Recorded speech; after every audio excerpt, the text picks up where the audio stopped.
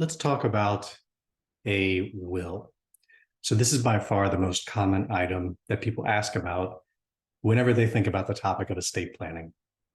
I imagine that's probably because every television show or movie that at least I've ever seen that has some aspect of estate planning, or they show when someone passes away, or they have a reading of the will, everyone gathers around, and they just hand out checks at the end. Well, kind of like most things in movies or on television shows, doesn't really work that way. Uh, the primary benefit of a will is that it allows you to name guardians for minor children. If you don't have minor children, of course, the will does not serve that purpose anymore. But whether you have minor children or don't, you probably will have a will. But it may not be used to actually distribute your assets. At least in an ideal scenario, it wouldn't.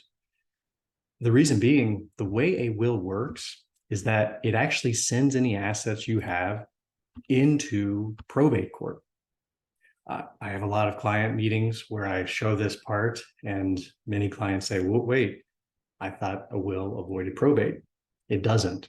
Wills, at least in Ohio, send assets through probate. And what does that process look like? Well, it generally takes between 6 and 12 months to administer, primarily because creditors, after a person's date of death, has 6 months to make a claim. So even if the person who passed away was the most fiscally responsible individual you knew, you can never really be sure that there aren't creditors until that 6-month period passes. And the cost of administration typically ranges from 3 to 5% of the assets passing through probate. Now, those look like small numbers, but let's see how they actually work in practice. Hamilton County Probate Court, which is, I use this for an example with clients because their website's probably the best local probate court website, and it actually has a calculator on its website where you can put in the value of assets going through probate, and you can see the guideline fee. And so here I put in $300,000 as the value of assets passing through probate.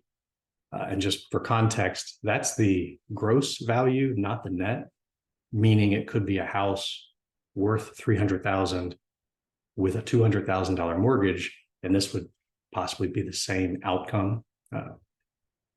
And you can see here the guideline fee is $12,000 in legal costs. Now, that's not a mandatory minimum or maximum, but I mean, it is the court's guideline. So it seems fairly accurate for what it would cost for probate administration. There are, of course, always exceptions in both directions.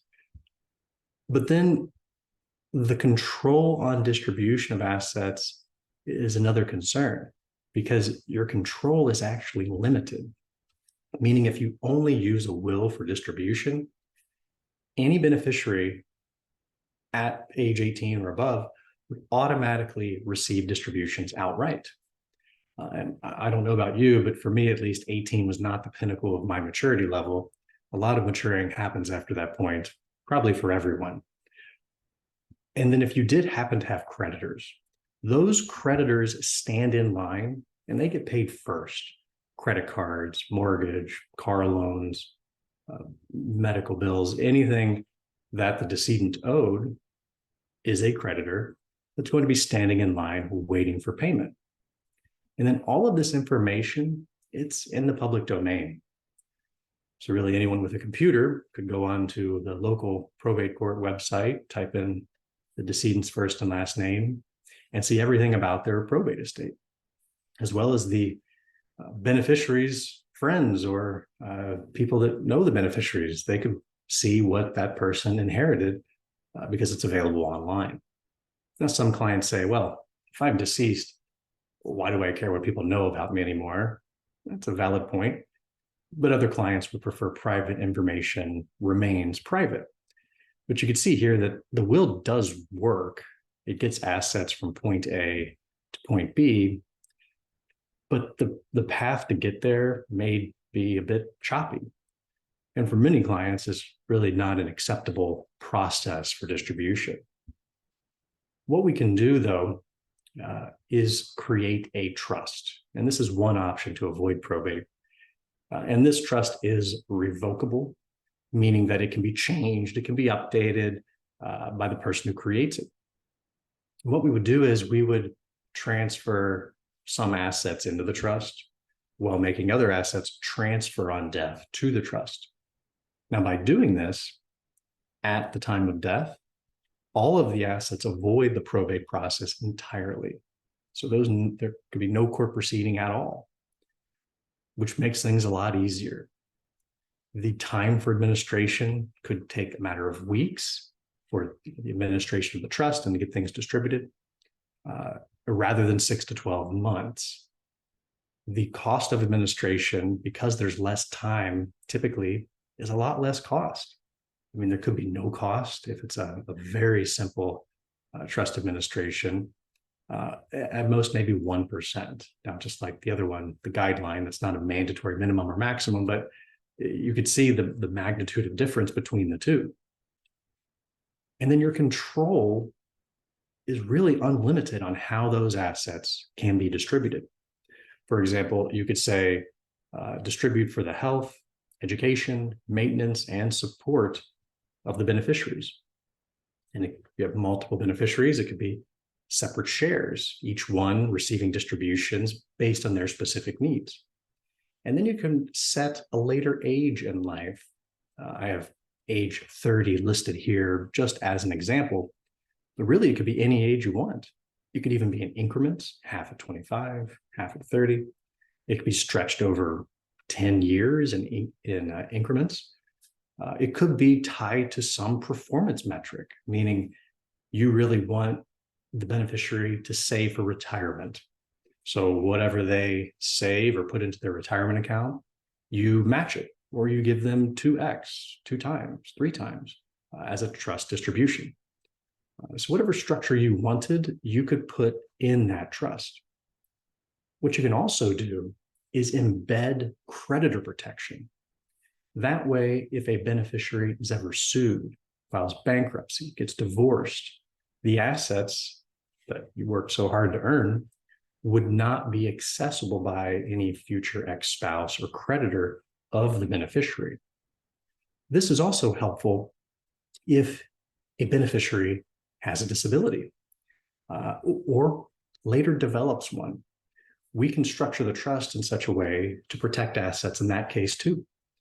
Because if a person is on, let's say, government assistance and they receive an inheritance, it just knocks them off of that government assistance until the money you gave them is gone. And then they have to go back and reapply. Well, the trust could say, don't do that. In that case, set up a special fund that supplements their needs and distributes the things that the government doesn't cover.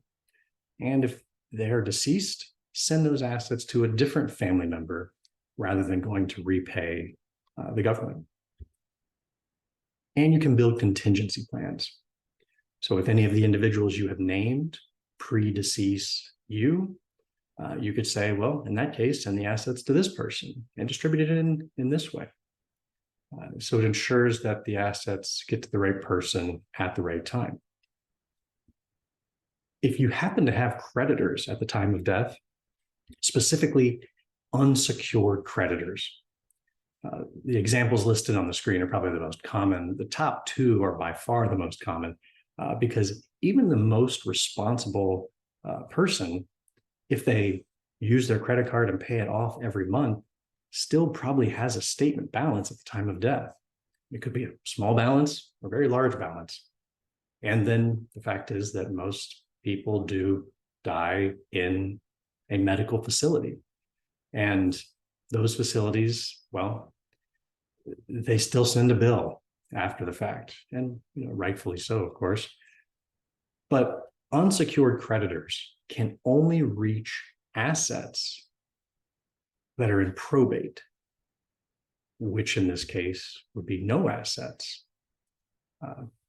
So if those creditors happen to exist, well, they cannot reach the assets, which are avoiding probate.